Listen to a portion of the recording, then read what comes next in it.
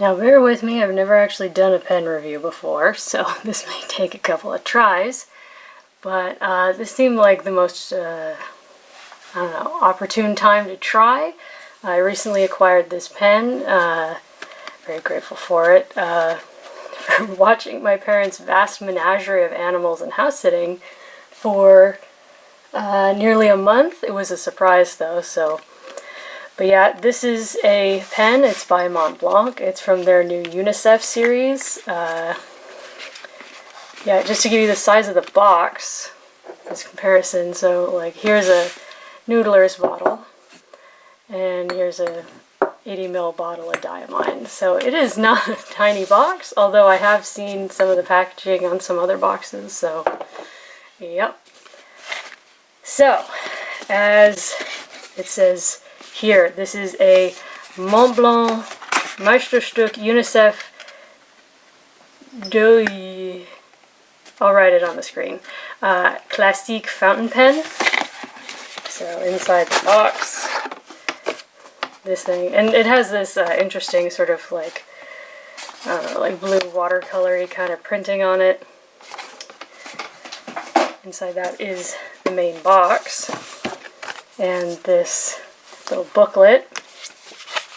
Now, freely admitting that I have opened this pen before. This is not a genuine unboxing, but yep. So here's the case, and this is one of the larger cases. And here's the pen.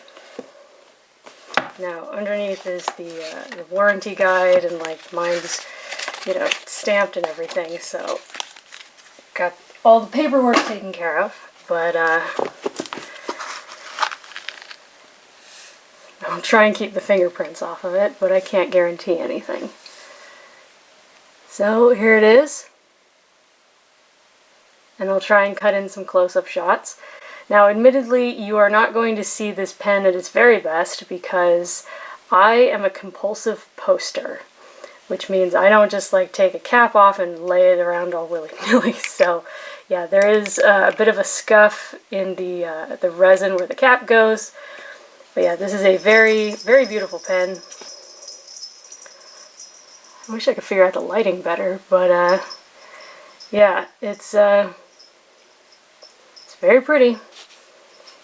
And oddly enough, when I received it, this this marking sticker that says medium, that was already kind of scuffed, which was odd, but you know, whatever.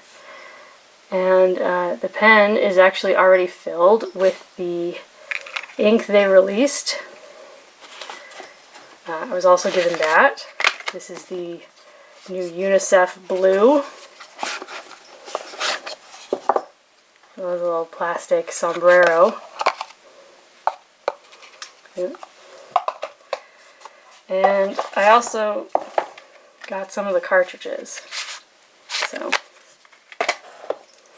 now this is a gorgeous pen, and it is not cheap, and if you follow my channel you know that I'm generally more along the lines of a cheap pen.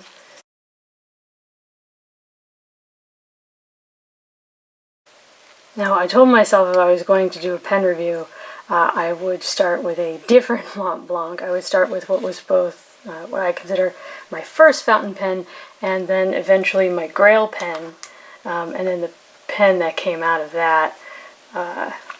Now, this is my most beloved pen, or it's a replacement for it. This is the sadly discontinued Montblanc Meisterstück 144.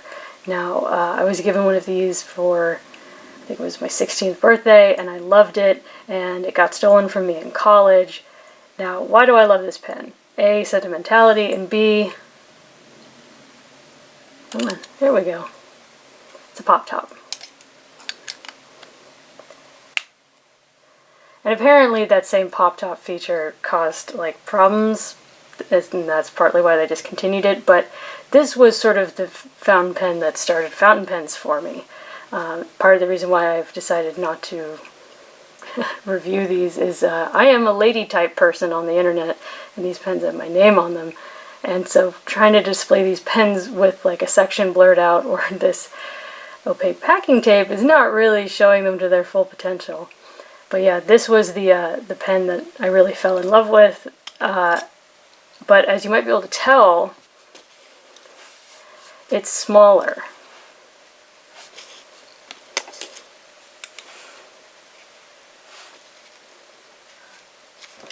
Right there. Yeah, it's shorter, it's thinner, it's definitely lighter, but I mean it doesn't have a metal cap. But when this one was stolen from me and I wanted to replace it for, I think it was like my 23rd birthday, my parents gave me this. This is a Montblanc Meisterstück 145. It's the Mozart. This one is the same. Yeah, this is the same, except of course it has a metal cap and metal bottom. But yeah, so this pen feels perfect in my hand, the 144, and so it's a little more narrow. But on that note, let's get into the specs of this pen. Admittedly, when I got out the calipers to measure this, literally I turned it on and then the battery died. So this was all very, very carefully measured by hand. So here we go. Now, just like this, fully inked, it weighs 33.4 grams, or 1.18 ounces. The cap by itself is 18.3 grams, so it's a bit heavy. And the rest of the pen inked is only 15.1 grams. Now that also translates to 0.65 ounces and 0.53 ounces. Now the length, yeah, this is, so posted. This was the limit of my calipers anyway. It was 6 inches exactly. So posted at 6 inches, and that's 143 to 144 millimeters. I didn't want to call it either way, so let's call it 143.5. The cap is 64 millimeters long, and that's 2.55 inches. The pen body from tip to end is 122 millimeters, or 4.8 inches. Capped like this is 140 millimeters, or 5.5-ish inches. The cap width at the widest point, which is down here where it says Meisterstück, that's 14 millimeters, or 0.55 inches. The cap width with the clip, because I know some people like to tuck these into sleeves with the clip inside so that it doesn't get damaged, especially a very nice pen like this. So with the clip, it's 16 millimeters, or 0.65 inches. Now, the widest point of the section, which is down here at this little silver band, or I should say just inside this silver band, that's 10 millimeters. I know some people like a wide section, but this one doesn't have a super wide section. And the narrowest point, down here, just inside this little plastic band, that's 8 millimeters. So that's 0.4 inches and about 0.3 inches. Now, I choke up on my pens like crazy. Usually, if you see me with ink on my hand, it's because I have just scooted so far up the pen that I'm practically just holding the feed. So the fact that I am more comfortable with a slightly smaller pen, I mean, that's, you know, 8's fine for me. But the widest part of the pen body, which is right here under the threads, that is just about, like, just shy of 12 millimeters, or 0.45 inches. Now, unfortunately, because my calipers just stopped working, the battery died as soon as I turned it on, I did not get to measure the line width of the actual writing, so bear with me while I zoom in. So these lines were made by these pens. Now they all happen to have Noodler's Heart of Darkness in it, but So that top line is a Japanese medium, and it was made by this Pilot Metropolitan. The next line was made by a Quaco medium. It was made by this Ice Sport. The next one after that is this Jinhao X750 with its standard nib that they market as a medium. And generally my Jinhao X450s or my X750s, this is a 750, they tend to be pretty broad by, I mean, if they really are trying to go for medium, it's a pretty broad side. So here is the Montblanc Meisterstück, essentially 145, the new UNICEF Doué. I'm never going to be able to pronounce that. With the new blue UNICEF ink. So, sorry, bad angle.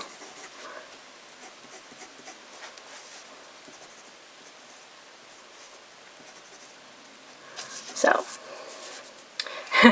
it's hard to tell because it's such a different color of ink. I'm sorry, all those pens really just happen to have Heart of Darkness in it.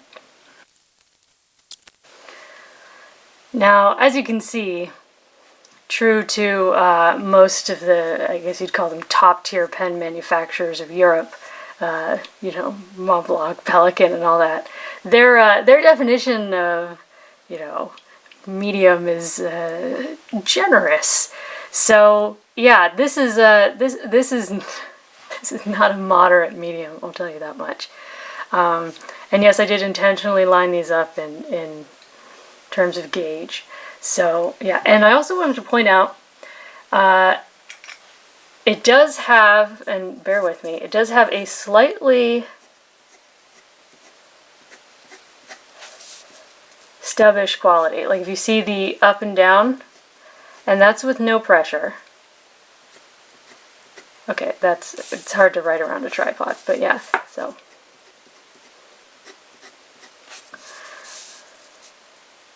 You can see the cross strokes